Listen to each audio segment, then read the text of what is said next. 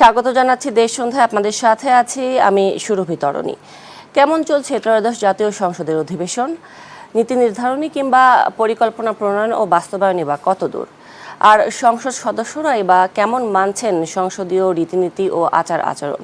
এসব নিয়ে আজকে আমরা কথা বলবো এবং আলোচনার জন্য আজকে দেশ সন্ধ্যায় বিষয় ঠিক করেছি সংসদের রীতিনীতি ও আচার। এবং এই বিষয়টি নিয়ে কথা বলার জন্য এখন আমাদের সাথে স্টুডিওতে উপস্থিত রয়েছেন কাজী মাহবুবুর রহমান, অধ্যাপক রাষ্ট্রবিজ্ঞান বিভাগ, ঢাকা বিশ্ববিদ্যালয়। এবং দর্শক, আমরা আশা করছি আমাদের সাথে আরেকজন অতিথি আজিজুল বারী হেলাল এমপিও যুক্ত হবেন। আশা করছি আমরা শিগগিরই। আমরা আপাতত আলোচনা শুরু করে দিতে চাচ্ছি।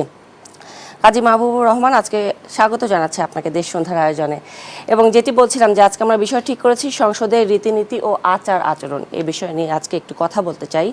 যে আমরা দেখতে পাচ্ছি যে এবারে সংসদ অধিবেশনে সংসদ সদস্যদের বক্তব্য যে ধরন আমরা দেখতে পাচ্ছি, যে ধরনের শব্দ তারা চয়ন করছেন এবং যে ধরনের ভাষার প্রয়োগ তারা করছেন, তা আসলে আপনি কীভাবে বিশ্লেষণ করবেন? বিশেষ করে যখন আমরা সংসদে শুনি যে আমাদের মাননীয় সদস্যরা ফ্রিজ, ওয়াশিং মেশিনের দাবি তুলছেন সংসদে এবং নারী সদস্যদের চরিত্র অ্যানালাইসিস করা হচ্ছে, আসলে এই বিষয়গুলো আপনি কিভাবে পর্যবেক্ষণ করবেন এবং কিভাবে ব্যাখ্যা করবেন? আপনাকে ধন্যবাদ এবং দেশ টিভিকে ধন্যবাদ। আসলে আমি তো মাঝে মাঝে মনে করি যে যেভাবে সংসদ চলছে, অনেক সময় সবার ক্ষেত্রে বলছি না, ম্যাক্সিমাম জায়গায় মনে হয়, ম্যাক্সিমাম ক্ষেত্রে মনে হচ্ছে যে রীতিনীতি বলতে কিছু আছে কি সংসদে। স্পিকার চেষ্টা করেন রীতিনীতিকে অ্যাপ্লাই করতে, ওনার যোগ্য। আমি দেখেছি যে মাননীয় স্পিকার বর্তমান সংসদের, আমার কাছে মনে হচ্ছে অত্যন্ত অসাধারণ প্রক্রিয়া তিনি ম্যানেজ করার চেষ্টা করছেন। এটা আমার ভালো লাগছে। সব জায়গায় পজ দেওয়ার চেষ্টা করছেন যেখানে ত্রুটি আসছে। সংসদের রীতিনীতি বোঝা খুব কঠিন কিছু না, একটু ফোকাস করলেই হয়। আপনি জানেন যে আমাদের সংবিধানের ৭৫(১) ক ধারা অনুযায়ী আমরা কিন্তু এই সংবিধানে সংসদ পরিচালনার রীতিনীতি, এটাকে বলে রুলস অফ প্রসিডিউর। সংসদ পরিচালনার যে রীতি, এটাকে রুলস অফ প্রসিডিউর বলে। সেই অনুযায়ী কিন্তু আমাদের একদম ক্লিয়ার ধারণা আছে কীভাবে কী কাজ করতে হবে। সকল প্রতিষ্ঠান যেমন পরিচালনার জন্য নির্ধারিত নিয়ম নীতি থাকে, ঠিক সংসদেরও একটা কিন্তু নিয়ম নীতি আছে। এটাতে আপনি কী করতে পারবেন এবং কীভাবে করতে পারবেন। কিন্তু আইন এবং নিয়ম নীতি এমনভাবে করা যেন এগুলো আপনাকে কোনো কিছুতে বাধা দিচ্ছে না, বরং আপনাকে একটা প্রক্রিয়ার মধ্যে নিয়ে আসতেছে।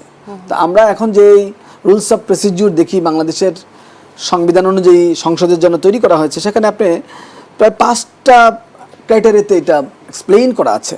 ধরুন, আমরা দেখেছি যে প্রথমত হলো গুরুত্বপূর্ণ যে মূল প্রশাসনিক যে কাঠামোগুলো, সাংগঠনিক কাঠামো, প্রশাসনিক এবং সাংগঠনিক কাঠামো, এটা কিভাবে স্পিকার, ডেপুটি স্পিকার নির্বাচন কিভাবে করবেন, কোরাম কতজন হলে হবে, এই বিষয়গুলো ব্যাখ্যা আছে। এবং স্পিকারের অনুপস্থিতিতে বা ডেপুটি স্পিকার অনুপস্থিতিতে সংসদ পরিচালনা করার জন্য যে প্যানেল অফ চেয়ারম্যান, এই 5 জনের, এইসব কিছুগুলো ব্যাখ্যা আছে।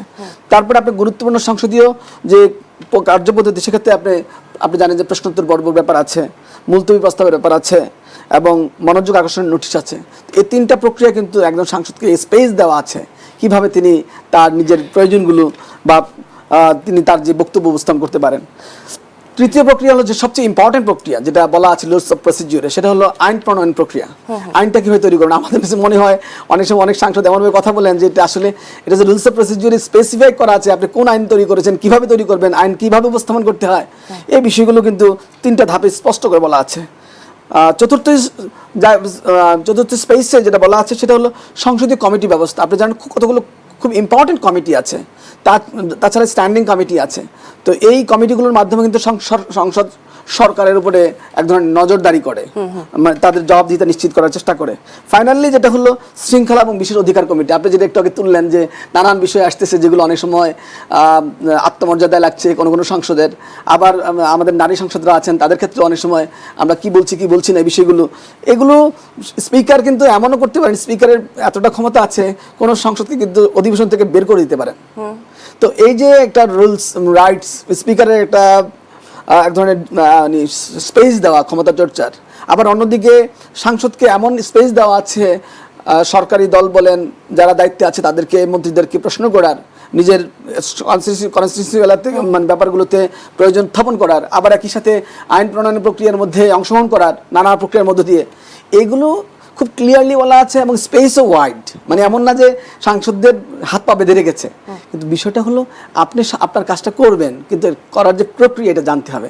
আমার কাছে মনে হচ্ছে এটা খুব দোষের কিছু না যে লম্বা সময় ধরে আমাদের সংসদে গত 17 বছর প্রায় আমরা এক ধরনের মানে সংসদ আসলে চর্চা করি নাই, এতে আমরা সংসদ চর্চার ভুলেই গিয়েছি এবং মনে হয় ম্যাক্সিমামই নতুন। হ্যাঁ, আমরা সেটা অন্য কথা। এটা হলো সংসদীয় যে কালচার একটা দেশে আছে, সংসদীয় সংস্কৃতিটাই তো আমরা 17 বছর ধরে মানে প্র্যাকটিসের মধ্যে ছিলাম না। তো এখানে আমরা অনেক সময় দেখেছি, শেষের দিকে তো দেখেছি 24 নির্বাচনের পরে অনেকেই প্রধানমন্ত্রীর 5 হয়ে সালাম করেছেন, সাবেক প্রধানমন্ত্রীর। তো এই যে সংসদে গিয়ে 5 হয়ে সালাম করা যায় কি না, মানে এটা যে কোনো সাংসদের কাজ না, বা এটা যে সংসদকে অপমান করা, যতই আপনি তার প্রতি অনুগত হন না কেন, এগুলোও তো দেখেছি। যার ফলে আমাদের আসলে সংসদীয় রীতিনীতি, সংসদীয় কালচার ডেভেলপ করে নাই, এমনিও ডেভেলপ করে নাই, তার মধ্যে কর্তৃত্ববাদের লম্বা সময়ে এটা আরও নষ্ট হয়েছে। এখন আরেকটা তৃতীয় সমস্যা হয়েছে, সেটা হলো যে যারা সংসদে এসেছেন তাদের অনেকেই নবীন এবং তাদের আসলে ওই ধরনের অভিজ্ঞতা অনেকের নেই। আর যাদের অভিজ্ঞতা করে কিন্তু অসত্য এবং বিভ্রান্তিকর তথ্য আসছে তো অবশ্যই। আমরা অন্য জায়গাগুলোতে যেরকম চ্যালেঞ্জ ফেস করছি, আর সংসদে তার বাইরে না, আমরা আসলে পুরো প্রক্রিয়াটাই সিস্টেমটাতেই নানান ধরনের চ্যালেঞ্জের মধ্যে চলে গেছে। পার্লামেন্টও তার অংশ। আসবো আপনার কাছে, ধন্যবাদ আপনার বক্তব্যের জন্য। এ পর্যায়ে আমাদের সাথে যুক্ত হয়েছেন আজিজুল বারী হেলাল এমপি, তথ্য বিষয়ক সম্পাদক, বিএনপি। আপনাকে স্বাগত এমপি সাহেব আমাদের দেশ সন্ধ্যার আয়োজনে। এবং আজকে আমরা কথা বলছি সংসদের রীতিনীতি ও আচার এই বিষয়টি নিয়ে। এবং আপনি নিশ্চয়ই খেয়াল করেছেন যে আমরা বর্তমান সংসদ অধিবেশনে যে ধরনের শব্দচয়ন দেখতে পাচ্ছি আমাদের মাননীয় সংসদ সদস্যদের, এবং তাদের যে ধরনের পার্সোনাল নিড সংসদে উঠে আসছে, কেউ ফ্রিজ চান, কেউ ওয়াশিং মেশিন চাচ্ছেন, কেউ পর্দা চাচ্ছেন, আবার নারী সংসদ সদস্যদের কিন্তু চরিত্র অ্যানালাইসিসও করা হচ্ছে। এবং আমরা এটাও দেখতে পেলাম এই সংসদে যে পিতার মৃত্যুর পরে সন্তানের জন্ম হয়েছে। আসলে সংসদে এ ধরনের বিভ্রান্তিকর বা অসত্য তথ্য কেন চলে আসছে? দেখেন, আমি মনে করি আপনি যে জিনিসগুলো তুলে আনলেন এটা খুবই মানে বিচ্ছিন্ন কতগুলো জিনিস, মানে আমি আর আপনি আলোচনা করছি এখানে যে সবসময় একটা আইন, রাষ্ট্র নীতি, অর্থনীতি, সমাজনীতি নিয়ে আমরা বেশি কথা বলতে বলতে অনেক সময় অনেক কথা চলে আসে। ওই কথাটাকে, যেই কথাটা আর কি আপনার আমাদের এই আইন রাষ্ট্রের সাথে সম্পৃক্ত না, সেইটাকে যদি সামনে আনেন তাহলে কিন্তু এক ধরনের আপনার ডেলিভারেশন, এখানে একটা ডেলিভারেটলি উদ্দেশ্যমূলকভাবে কিছু বলার চেষ্টা করা হচ্ছে, এরকমই মনে হবে। বাংলাদেশে এ পর্যন্ত 73 সালের উপরে যতগুলো সংসদ হয়েছে, আমরা বলি 79 সংসদকে সবচেয়ে এনলাইটেন্ড সংসদ, এখানে বিখ্যাত ব্যক্তিগণ ছিলেন। এরপরে বাংলাদেশের সব সংসদেই আপনার আলোচনা, ডিবেট, আর্গুমেন্টস এগুলো ছিল। আপনার গত ফ্যাসিবাদের 17 বছরকে একটু কমেডি করে, ফানি করে অনেক কথা বলে সবাই, কিন্তু এবারের সংসদটা আমি নিজে উপস্থিত হয়েছি, আগের সংসদগুলো আমি অবজার্ভ করেছি অ্যাজ এ পলিটিশিয়ান এবং অবজারভার। আমি দীর্ঘদিন পার্লামেন্টকে অবজার্ভ করি। সে আমি 91 সাল থেকে যখন বিশ্ববিদ্যালয় জীবন শেষ করলাম তখন থেকে আমি পার্লামেন্ট অবজার্ভ করি। তো এবারের পার্লামেন্টের ডিবেট এবং আর্গুমেন্টস এক্সেলেন্ট, এক কথায় অভূতপূর্ব। এর মধ্যে মনে করেন আমাদের অনেক, উনি যেটা বললেন নবীন সদস্য এসছেন, তারা অনেক কথা, হয়তো 10টা কথার মধ্যে একটা কথা বলছেন যে আমার ফ্রিজ দরকার, আমার গাড়ি দরকার, এটা তো বলছেন। কেউ একটা বক্তব্য দিয়ে ফ্লিপ অফ টাং, কালকে একজন বলছে যে ভাই আমার বলি অনারেবল স্পিকার, উনি বলছে ভাইরা আমার, এগুলো স্লিপ অফ টাং।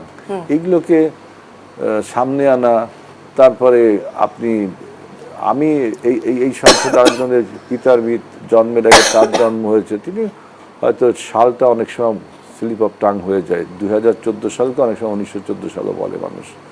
আমরা যারা মানে মিলেনিয়াল প্রজন্ম, আমরা সবসময় 1900 বলতে অভ্যস্ত, আমরা 2000 বলতে অভ্যস্ত না। আমার তো অনেক সময় 2026 সাল বলে 1926 সাল বলে ফেলাতে এটা হয়ে যায়। এইটা ইম্পর্টেন্ট আমার কাছে। ইম্পর্টেন্ট হলো সংসদে আমরা কতগুলো সমস্যার সমাধান করলাম, এইটা তো কেউ বলছেন না। বলছেন, অনেকেই বলছেন আমরা এই সংসারটা শূন্য থেকে যাত্রা শুরু করলাম, কিছু ছিল না, স্পিকার ছিল না, ডেপুটি স্পিকার ছিল না, কে এটা প্রিসাইড করবে, কীভাবে সংসদ করবে। 1973-তে একটা উদাহরণ ছিল, সেইটাকে আমরা এবং দুটো দল, বিরোধী দল, সরকারি দল, আর আমরা একটা কনসেনসাসে বসলাম যে একজন সদস্য রিজাইড করে আমরা স্পিকার নির্বাচন করলাম। এরপর দেখেন জুলাই সনদ, মানে আমাদের এইটা হার্ট অফ দ্য এই রেভলিউশন, এই মাস আফসার যে অভ্যুত্থানের হার্ট ছিল, জুলাই সনদটা বাস্তবায়ন করতে হবে। এইটার ব্যাপারে দেখেন আমরা কত দূর এগিয়ে গিয়েছি যে জুলাই সনদ বাস্তবায়ন করা হবে, কি প্রক্রিয়ায় করা হবে, একটা কমিটি গঠন করা হয়েছে, যদিও সেই কমিটিতে বিরোধী দল নাম দেয়নি এখনো, কিন্তু এই জুলাই সনদটার ব্যাপারে আমরা রিজলভের দিকে যাচ্ছি। এরপরে দেখেন আমাদের একটা এবার গত সরকারের একটা অর্ডিন্যান্স ছিল 133টা অর্ডিন্যান্স, এইটাকে আপনাকে বিল আকারে আনতে হয়েছে, এরপরে আইন আকারে আইন করতে হবে বিলটাকে। এই জন্য আমরা একটা কমিটি করেছি, করে বিলগুলোকে আবার লুফলস আছে কিনা সেটা দেখা হয়ে একটা কার্যপ্রণালী কমিটি, আরেকটা হলো যে আমার অধ্যাদেশ কমিটি করা হয়েছে, সেই অধ্যাদেশ কমিটি সবাই নাম দিয়েছে। সেই অধ্যাদেশগুলো আমার 20টি বাদে সবকটি অধ্যাদেশ তোলা হয়েছে, কারণ ওই 20টি লুফল ছিল, সেখানে বিরোধী দল প্রতিবাদ করেছে, তাদের সাথে আলোচনা হয়েছে, সব একটা পর্যায়ে গিয়েছে। এরপরে আমরা দিলাম বাজেটটা এমন এক সময় দিচ্ছি যখন 30 লক্ষ কোটি টাকা আমার ঋণ রয়েছে। এবার শেখ হাসিনা চলে গেছে 17 বছর রাজত্ব করে, এর পরের 1.5 বছর ডক্টর ইউনূস ছিল, বা 2 বছর, তিনিও ইকোনমিক্সটাকে মানে স্ট্রেনথেন করতে পারেনি। এরকম একটা অবস্থা আমাকে বাজেট দিতে হলো। সেই বাজেটে আয় আসবে কোত্থেকে? আমাদের মেনলি বাজেট, আমাদের আয় হলো রাজস্ব খাতে। সেই রাজস্ব খাতের টার্গেট আগে ছিল 5 লক্ষ কোটি টাকা, এবার দিচ্ছে 6 লক্ষ কোটি। এটা কীভাবে উঠবে সেই সব নিয়ে আলোচনা হচ্ছে। সুতরাং বাজেটের ডিবেটস এবং arguments for the interest of the country, for the interest of peoples have been going on. এখন যদি আমরা সবসময় একই কথা বলি, এটা ক্লিশে মনে গতানুগতিক, তার মধ্যে যদি 2-1টা বক্তব্য চলেই আসে যে আমার ফ্রিজ চাই, আমার আব্বার জন্মের আগে অমুক, নারীদের নিয়ে কটাক্ষ আমি দেখিনি ওখানে কেউ করেছে। হয়তো বিরোধী দল, সরকারি দলের বিভিন্ন বক্তার বক্তব্যের সময় কিছু একজন নারী বলছে যে আমাকে কটাক্ষ করা হয়েছে। যদি কটাক্ষ করা হয়েছে, আবার তার উত্তরও দেওয়া হয়েছে, সেটা রিজলভ হয়েছে। সুতরাং সংসদটা আমি মনে করি ভাইব্রেন্টলি ইজ ওয়ার্কিং, এবং according to law, according to political norms and according to parliamentary culture. একজন নবীন সদস্য হিসাবে আমি তো মনে করি এই পার্লামেন্ট অধিবেশনে, 2টা অধিবেশনে আমি নিজেকে অনেক ইনভেস্ট করতে পেরেছি এই পার্লামেন্টে বসে। এমপি সাহেব, তাহলে আপনি কি মনে করেন যে আমরা যদি নীতি নির্ধারণী পর্যায়ের দিকে তাকাই, কিংবা কোনো আইন সংস্কার বা প্রণয়নের দিকে যদি তাকাই, তাহলে আমরা আসলে এই সংসদে মাত্র এই কয়েক মাসে কতদূর আগাতে পারলাম? এই যে বললাম না আপনাদের, যে July charter, how to implement গণভোটের রায়, how to implement, what is the বাহ্যিকটা আপনার গণভোট, এই জিনিসগুলো আমরা তাকে পরিষ্কার করেছি। বিরোধী দল কিন্তু নবীন একদম, আমাদের সরকারি দল তো মনে করেন আমরা 4 বার এই পার্লামেন্টে ছিলাম, কিন্তু আমাদের যে বিরোধী দল পার্লামেন্টে খুব কম, 1জন কি 2জন মানে রিপিট হয়েছে, আর সব তো নতুন। সুতরাং আমাদের যে বক্তব্য যে আপনার রেফারেন্ডামের যে রায়টা, জনরায়টা, এইটা অর্থ কী, এইটা আপনার জুলাই সনদকে বাস্তবায়ন করবার জন্য এই রায়, সেই জুলাই সনদটা কীভাবে বাস্তবায়ন করতে হবে সেটা জুলাই সনদে আছে। অপোজিশন থেকে বক্তব্য আসছে যে এইভাবে করতে হবে। তো এটা একটা আমাদের অ্যাচিভমেন্টস যে আমরা 2 পক্ষ ঐক্যমত হয়ে জুলাই সনদ বাস্তবায়নের পথে, গণভোটের রায় বাস্তবায়নের পথে, এবং আমরা অর্ডিন্যান্সগুলো কিন্তু আইনে পরিণত করতে হয়। সে এমন অর্ডিন্যান্স আছে যেগুলো আইন করলে লাভের থেকে ক্ষতি হয়ে যাবে, সেই অর্ডিন্যান্সগুলোকে আবার রিভিউ করা হচ্ছে। এই বিষয়গুলো সংসদে আলোচনা হচ্ছে কিনা আসবো এই প্রসঙ্গে আপনার কাছে আবারও, তবে একটি বিরতির পরে ফিরে আসছি। দর্শক, দেশ সন্ধ্যা থেকে নিচ্ছে একটি বিরতি, এর সাথেই থাকবেন। আবারও স্বাগত জানাচ্ছি দেশ সন্ধ্যায়। আজকে আমরা দেশ সন্ধ্যায় আলোচনা করছি সংসদের রীতিনীতি ও আচার এই বিষয়টি নিয়ে, এবং এ পর্যায়ে কাজী মাহবুবুর রহমান, আপনার কাছে জানতে চাই, এই যে আমরা সংসদে মাঝে মাঝে অসত্য বা বিভ্রান্তিকর বক্তব্য পাচ্ছি, আসলে সংসদ সদস্যরা কোন স্বার্থে এ ধরনের তথ্য বা বক্তব্য দিয়ে থাকেন বলে আপনি মনে করেন? এর পিছনে কি কোনো দলীয় কিংবা কৌশলগত কোনো এজেন্ডা কাজ করে কিনা? গণতান্ত্রিক ব্যবস্থায় তো আপনার রাজনৈতিক দলগুলোর মধ্যে প্রতিদিনে থাকবে, এটা ক্ষমতা প্রতিদ্বন্দ্বিতা, এটা ফিল্ড লেভেলে করে। আবার সংসদ হলো আসলে মূল কেন্দ্র এই প্রতিদ্বন্দ্বিতা করার। এখন এই প্রতিদ্বন্দ্বিতায় সবসময় যে মিনস অফ ফেয়ারনেস আমরা সবসময় ইউজ করতে পারি, আমরা যে সব এটা হয় না। আমাদের সামাজিক জীবনে যেমন, পারিবারিক জীবনে যেমন, আমাদের অন্যান্য জীবনগুলো যেভাবে চলে, সংসদও তার বাইরে না, তারই একটা প্রতিচ্ছবি এটা। তো সেই জায়গা থেকে কিছুটা তো যেটা আমরা আসলে পছন্দ করি না সেটা হয়ে যায়। তো সেগুলোর বাইরেও যেটা হচ্ছে যে তারপরেও সংসদ তো আসলে জাতির প্রতিনিধিত্ব করে, সংসদ একটা কালচার তৈরি করে। সংসদ আপনার যে ভবিষ্যৎ যে প্রজন্ম যারা এখন সংসদ দেখছে তাদের কাছে একটা বার্তা দেয়। তো সেই জায়গা থেকে সংসদ সদস্যরা যেহেতু জনগণের রিপ্রেজেন্টেটিভ, তারা যদি কোনো অসত্য বা বিভ্রান্তিকর কথা বলে থাকেন সেটা কিন্তু স্পিকারের সুযোগ আছে এক্সপান্স করার, আপনি জানেন। তো সেই জায়গায় কিন্তু একটা অপরচুনিটি আছে, এটা ইচ্ছা করলে যে সে বা সাংসদ সদস্য কোনোভাবে এটাকে মিসলিড করতে পারেন সংসদটাকে, তা না। কিন্তু আবার তার জবাবদিহিতাও আছে, যে কোনো ভুল তথ্য দিলে আমরা তো তার বিরুদ্ধে মামলাও করতে পারি, এবং তাকে কিন্তু একটা সংসদীয় কার্যপ্রণালীর বিধি অনুযায়ী স্পিকারের কাছে একটা জবাবদিহিতা থাকে। সব কিছু মিলিয়ে আমরা যদি আমাদের যে আইনি প্রক্রিয়া, আপনাকে প্রথমে যেটা বললাম ৭৪-১ ক, যেটা এত ক্লিয়ারলি বলা আছে সব কিছু, এটা আমার কাছে মনে হচ্ছে যদি একটু সাংসদরা যারা নতুন আসছেন, অনেকেই তো জানেন সব কিছু, তারপরেও আরেকবার দেখা, বারবার দেখা, এটা সুবিধাটা কি যে আপনি প্রক্রিয়ার মধ্যে দিয়ে যেতে পারছেন এবং নিজের যতগুলো ইস্যু আছে সবগুলো ইস্যু কিন্তু আপনি উপস্থাপন করতে পারছেন, কিন্তু আপনি প্রসেস ফলো করতে পারছেন।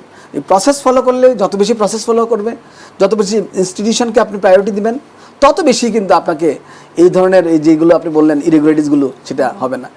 আমার কাছে যেটা মনে হয়েছে যে মাননীয় এমপি সাহেব হেলাল ভাই কিন্তু চমৎকারভাবেই বিষয়গুলো বলেছেন। এটা হলো যে আপনি ১২ তারিখের পরে যেই সংসদ তৈরি হয়েছে, এই সংসদের কাছে মানুষের প্রত্যাশা আসলে অনেক বেশি। তো এর ফলে কিন্তু তার লিমিটেশনও থাকবেই, কিন্তু বার্ডেনটাও বেশি ছিল।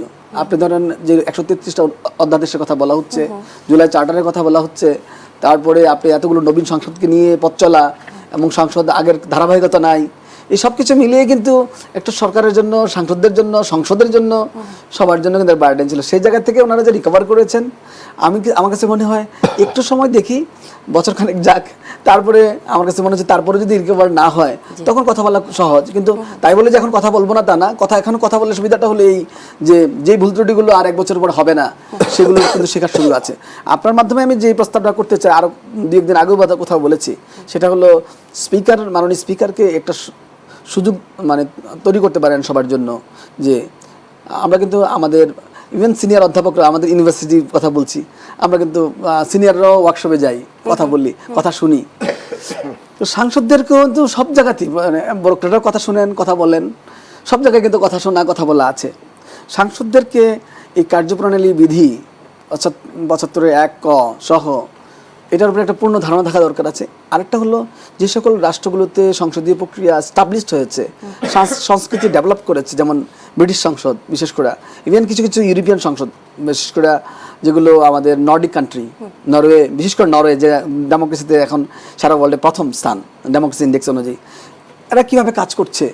এবং আমেরিকাতে যদিও ডিবেটটা খুবই স্ট্রং হয়, কিন্তু এই সকল জায়গাতে নর্মস ভ্যালুসগুলো খুব ফলো করা হয়।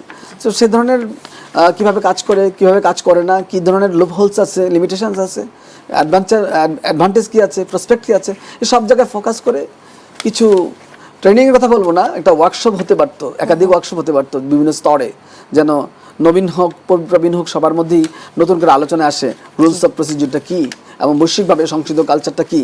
আমাদের সাউথ এশিয়াও কিন্তু সংসদীয় কালচারের ব্যাপার আছে, ইন্ডিয়া আছে, শ্রীলঙ্কা আছে, যদিও শ্রীলঙ্কা মাঝখানে এক ধরনের কর্তৃত্ববাদের মধ্য দিয়ে গিয়েছে।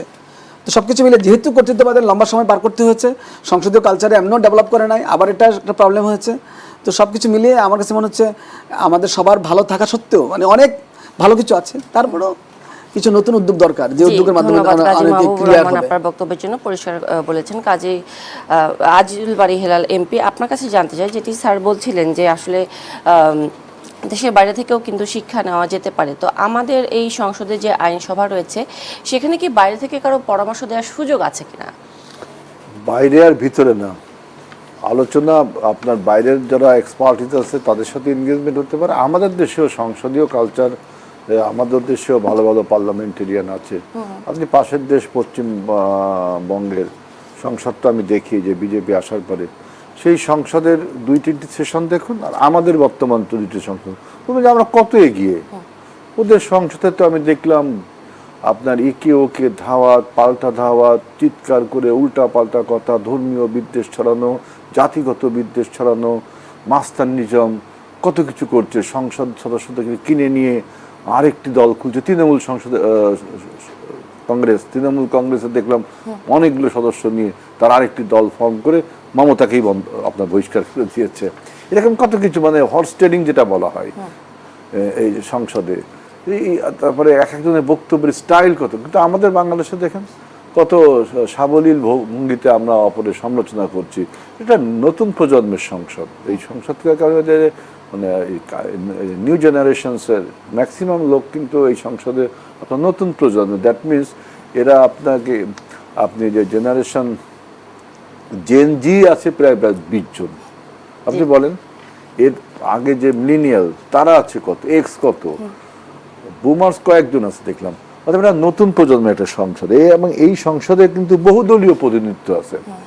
শুধু বিএনপি বা জামাতের প্রতিনিধি, এনসিপি তা না, অন্যান্য দলের প্রতিনিধি এখানে, ইভেন আপনার ইন্ডিপেন্ডেন্ট ক্যান্ডিডেটস 8 থেকে 10 জন। অর্থাৎ এটা কংগ্লোমারেটস অফ মেনি পার্টিস এই সংসদটা। এই সংসদে কিন্তু আরেকটা সৌন্দর্য যে এই সংসদটা যে গঠিত হয়েছে, এটা কিন্তু বাংলাদেশের যে কোনো নির্বাচন থেকে একটা প্রতিযোগিতামূলক নির্বাচন।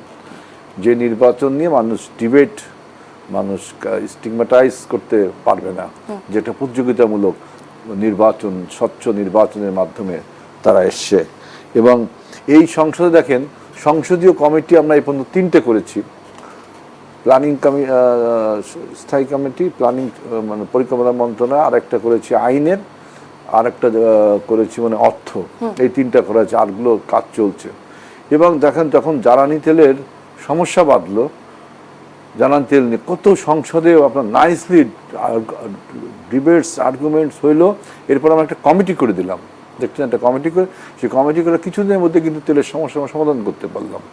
অর্থাৎ সংসদটি অ্যাক্টিভ, এইটা আপনাকে বলতে হবে। যে এমপি সাহেব, এবার একটু আমি প্রসঙ্গ যদি একটু চেঞ্জ করতে চাই, যে সম্প্রতি হচ্ছে রাস্তাঘাট ও গ্রামের অবকাঠামো উন্নয়নের জন্য যে প্রকল্পের কথা বলা হয়েছে, এলজিইডি যে প্রকল্প নিচ্ছে আসে, সেখানে বলা হচ্ছে সংসদ সদস্যরা 50 কোটি টাকা করে বরাদ্দ পাবেন। অর্থাৎ তারা নিজ নিজ সংসদীয় আসনের রাস্তাঘাট ও গ্রামীণ অবকাঠামো উন্নয়নের জন্য এই টাকাটা বরাদ্দ তাদেরকে দেয়া হবে। তো বাস্তবতা যেটা হচ্ছে মূল্যস্ফীতি এখন ঊর্ধ্বমুখী, এই প্রকল্প কিন্তু বাস্তবায়ন আবার হচ্ছে আগামী 5 বছর ধরে, তখন নিশ্চয়ই দাম আরও বেড়ে যাবে। আসলে এই যে এইসব বিবেচনায় আসন প্রতি যে হচ্ছে 50 কোটি টাকা করে ধরা হচ্ছে, এতে কি আসলে যৌক্তিক ও বাস্তবসম্মত কিনা, আপনি আসলে কিভাবে এটা ব্যাখ্যা করবেন? এটা বলা হচ্ছে যে প্রত্যেক সংসদীয় এলাকায় 50 কোটি টাকার মতো রাস্তা, অবকাঠামো উন্নয়নের আরও অন্যান্য ইনফ্রাস্ট্রাকচার, এর মধ্যে রাস্তাও তো ইনফ্রাস্ট্রাকচারের মধ্যে, এরকম আরও কিছু করার জন্য টাকাটা দেওয়া হবে। এই টাকাটা তার সংসদ সদস্যরা ব্যয় করবে না। সংসদ সদস্য এখানে শুধু তারা প্রকল্পটা বলতে পারে যে এই কাজটা করা দরকার, যে এইখান থেকে এই রাস্তাটা এইভাবে যাবে, এই ব্রিজটা এইভাবে যাবে, এই কালভারটা এদিকে করেন। টেকনিক্যাল ডিপার্টমেন্ট যে আমাদের ইঞ্জিনিয়ারিং ডিপার্টমেন্ট, তারা এটা করবে। আমরা শুধু বলতে পারি যে এইখানে জনগণের সমস্যা হচ্ছে, এই রাস্তাটা করা উচিত, এই আপনার ব্রিজটা করা উচিত, এই স্কুলটা করা উচিত। এই উচিতটুকের মধ্যে আমরা টাকাটা আমাদের দিচ্ছে না, মানে এলাকায় দিচ্ছে। এটা আমাদের লুক আফটার করতে হবে খুব মানে কেয়ারফুলি, এইটাই বলা হচ্ছে। আর মূল্যস্ফীতির কথা যেটা বলছেন, এর সাথে মানে তখন যখন দেওয়া হবে তখন আসলে 50 কোটি কিনা সাফিসিয়েন্ট কিনা এটা আপনি বলতে পারেন। মূল্যস্ফীতি বলতে আমি ওইটা বোঝাচ্ছি। এটা নিয়ে 50 কোটি টাকায় যতটুকু কাজ করা যায় আপনার সীমিত সামর্থ্যের মধ্যে ততটুকু কাজ করবে। এবং আপনি এই বিষয়ে একটা কথা বলতে চাই, গত 17 বছরে আমি এই সংসদীয় এলাকায় যা দেখলাম, যে আমি 4 মাস হয়েছে আমার বয়স এই সংসদ সদস্যের, সেখানে আমি যে পরিমাণ বরাদ্দ দেখেছি একটা উপজেলায়, এবং আপনার যে সংসদ সদস্য এই বরাদ্দটা জনগণের জন্য যতটা ইউটিলাইজ করতে পারে, জনগণের সমস্যা অনেকটা মিট আপ হয়ে যাওয়ার কথা হয়েছে। আমি 4 মাসে যা দেখেছি, 4 মাসে যা বরাদ্দ আমি পেয়েছি, বা অন্যান্য এমপিরাও যে বরাদ্দ পেয়েছি, সামান্য 17 বছরে তাহলে কত বরাদ্দ এসেছে সরকারিভাবে, কিন্তু এলাকায় যা দেখবেন কিচ্ছু নেই। তার মানে এই গত 17 বছরে প্রকল্প নেওয়া হয়েছে, বরাদ্দ দেওয়া হয়েছে। আপনার রাজনৈতিক নেতৃবৃন্দ, আমি সরি টু সে যে একটা being a politician I am blaming other politicians, এটা আমি দুঃখিত, সেই ক্ষমতাধর ব্যক্তিটি এবং তার সাথে ব্রুটেটসরা এবং তার সাথে টেকনিক্যাল ডিপার্টমেন্টের লোকটা, এদের একটা নেক্সাস গড়ে উঠেছিল যে বরাদ্দের টাকাটা জনগণের কাজে ইউটিলাইজ না হয়ে নিজেরাই ভাগাভাগি করে নিয়েছে। তা না হলে এই টাকা দিয়ে ঘুরে ফিরে কিন্তু সেই দুর্নীতি এবং অনিয়মের চিত্রটি উঠে এলো। এইটা আমাদের এখন প্রধান শত্রু কিন্তু দুর্নীতি, করাপশন। এই করাপশন যদি মানে স্ট্রংলি ট্যাকেল না করা হয়, তারেক রহমানের সরকার যেটা বলছে যে দুর্নীতিকে কোনোভাবেই সহ্য করা হবে না, দুর্নীতি না করা হবে। প্রত্যেকটা আমাদের যে 300 MP আছেন, আমরাও সবাই যদি এই সব বিষয়ে খুবই সজাগ থাকি যে আপনি একটা এলাকায় রাস্তার জন্য 10 লাখ টাকা বরাদ্দ হয়েছে, আপনি কিছুই করলেন না, শুধু কাগজে কলমে দেখায় যে রাস্তাটা হয়েছে, টাকাটা তুলে নিয়ে গেলেন। গত 17 বছর কিন্তু এইটাই হয়েছে। তাহলে আমার এই কথা 300 MP যারা শুনছেন, এলাকার লোকরা শুনছেন, বিভিন্ন এলাকার লোক, যে দেখেন আপনারা এখন বর্তমান সরকারের সময়ে বিভিন্ন এলাকায় কিন্তু রাস্তা, স্কুল, মন্দির, মসজিদ, মাদ্রাসা, বিভিন্ন রকম অবকাঠামো উন্নয়নের কাজ মানে আমাদের বিএনপির যে যৎসামান্য বরাদ্দ তাদের শুরু হয়েছে। আবার গভর্নমেন্টের অ্যানুয়াল ডেভেলপমেন্ট প্রজেক্ট থেকে সেই সব কাজ শুরু হচ্ছে। তাহলে এই কাজগুলো গত 17 বছর হয়েছে, তার তো ছিটেপুটে আমি দেখিনি। আমি আমার সংসদের এলাকায় দেখিনি। আমি পুরো খুলনা জেলায় আমার 6টি নির্বাচনী এলাকা, 6টি সংসদ আমাদের, আমি 6টি আমি দেখেছি। এই আমাদের সময় আমরা এখন একটু কাজ করছি। এর আগে 17 বছরে আমি নিজেও জানি না যে এমপিরা এত এই সমস্ত বরাদ্দ পায়, এই সমস্ত রাস্তা করতে পারে, স্কুল কাজবাট করতে পারে। 17 বছরে শুধু আপনার টাকাগুলো লুট করে নিয়ে যাওয়া হয়েছে। এইবারও যদি এরকম হয় তাহলে কিন্তু ওই হাসিনার মতোই অবস্থা হবে। আমি মনে করি যে চলে আসবে, সেই স্বজনপ্রীতি চলে আসবে, সেই টাকার অপচয় এবং দুর্নীতি চলে আসবে। এই 4 মাসে কিন্তু এখনো বলতে পারেননি, আমরা 4টা মাসের বেশি অতিবাহিত করছি, এখনো বলতে পারেননি যে আমাদের এমপি বা আমাদের মন্ত্রীরা বর্তমান পার্লামেন্টের সরকারের বিরোধী দল এই দুর্নীতির সাথে যে জড়িত, এখন এরকম কোনো কিছু বলতে পারেনি। সুতরাং আমরা মনে করি যে অবস্থা আরো উন্নতি হবে। আমরা মানে এরকম প্রত্যাশাই আমরা করি। জি, আমি আবারও আসবো আপনাদের দুজনের কাছেই, তবে একটি বিরতির পরে ফিরে আসতে চাই। দর্শক, দেশ সন্ধ্যা থেকে নিচ্ছি আরেকটি বিরতি, সাথেই থাকবেন। আবারও স্বাগত জানাচ্ছি দেশ সন্ধ্যায়। আজকে আমরা দেশ সন্ধ্যায় আলোচনা করছি সংসদের রীতিনীতি ও আচার এই বিষয়টি নিয়ে, এবং এ পর্যায়ে কাজী মাহবুবুর রহমান, আমরা যেটি নিয়ে বিরতিতে যাবার আগে কথা বলছিলাম, এলজিইডির প্রকল্প, আসলে যে রাস্তাঘাট ও অবকাঠামো উন্নয়নের জন্য সংসদ সদস্যরা 50 কোটি টাকা করে বরাদ্দ পাচ্ছেন এক একজন। এই বরাদ্দ নিয়ে কিন্তু আমরা অতীতেও অনেক কথা শুনেছি, আলাপ আলোচনা দেখেছি এবং বিতর্কও দেখেছি। বিশেষ করে স্থানীয় উন্নয়ন কাজে সংসদ সদস্যদের যুক্ত রাখা উচিত অনুচিত নিয়েও কিন্তু বিতর্ক হয়েছে, এবং সংসদ সদস্য এবং জেলা প্রশাসকদের সঙ্গে জেলা পরিষদ ও উপজেলা চেয়ারম্যানদের দ্বন্দ্বও কিন্তু আমরা দেখেছি। আপনি আসলে এটিকে কিভাবে বিশ্লেষণ করবেন বা কোনো পরামর্শ দিবেন কিনা?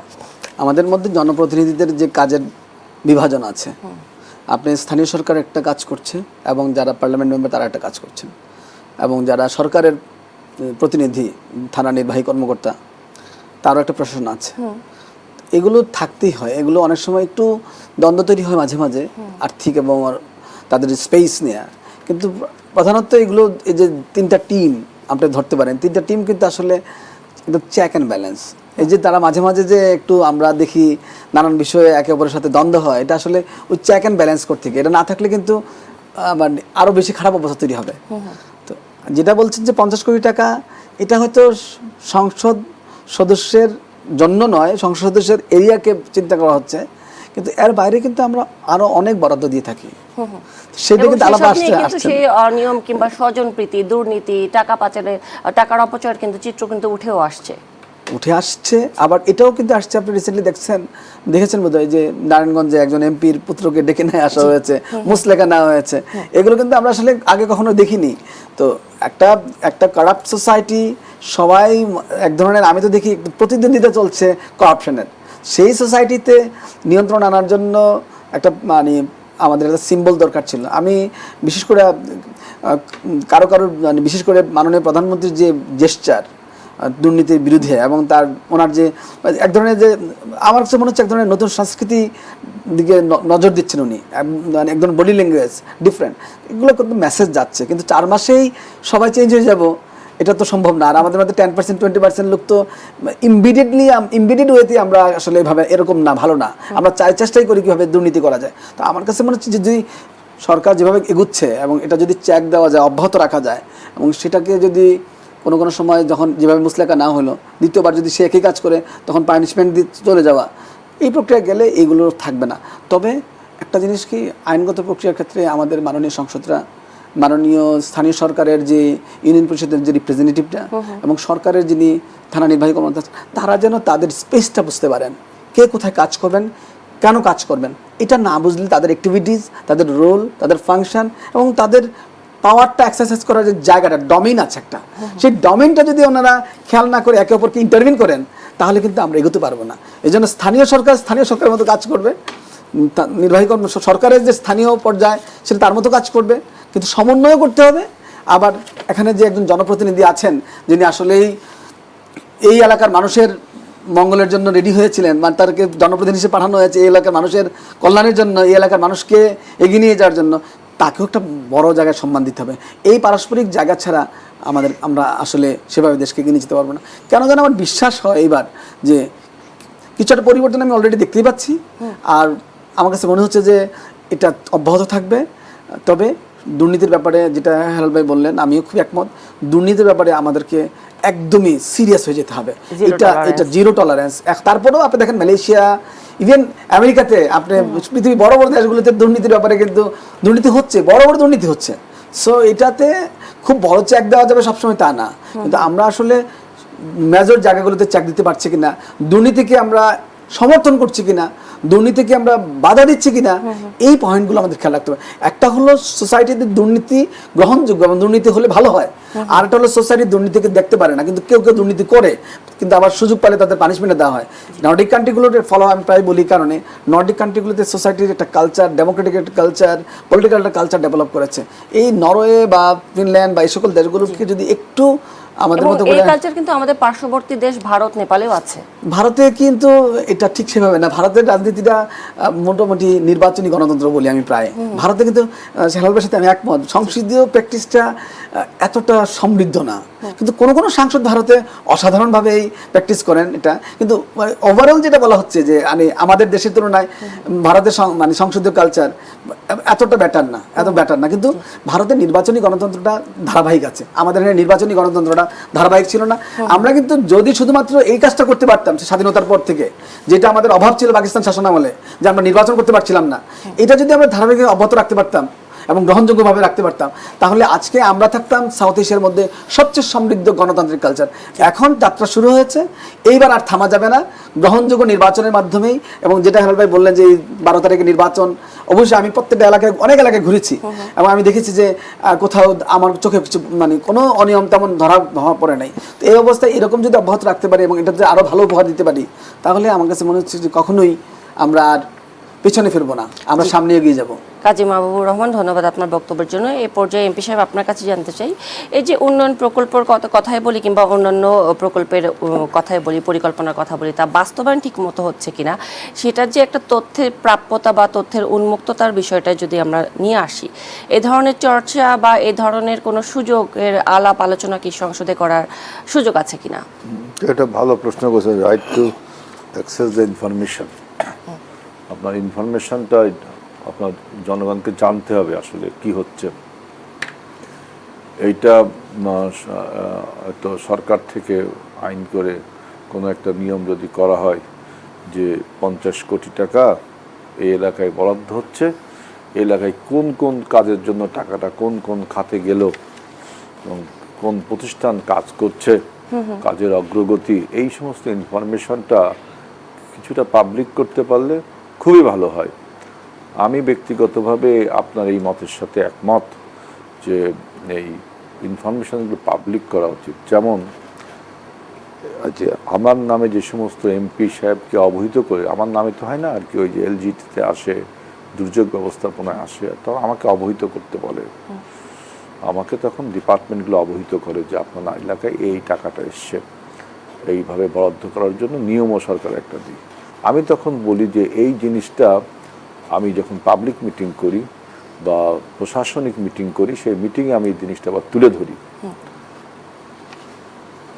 সেখানে হয়তো আমার দলের লোকজন থাকে, আমার সমর্থকরা থাকে, সাধারণ মানুষের উপস্থিত থাকে, কিন্তু এটাকে আপনি যদি সরকারিভাবে কোনো একটা সার্কুলেশনের মাধ্যমে প্রচার করা যায় তাহলে কিন্তু খুবই ভালো হয়। আর একটা দেখবেন যে আমাদের এই যে যে সরকারি দল এবং বিরোধী দল অর্থাৎ পলিটিক্সে আমরা এখন আসি যারা, আপনার ফ্যাসিবাদ বিদায়ের পরে এখন আমাদের মধ্যে একটা হেলদি কম্পিটিশন শুরু হয়েছে।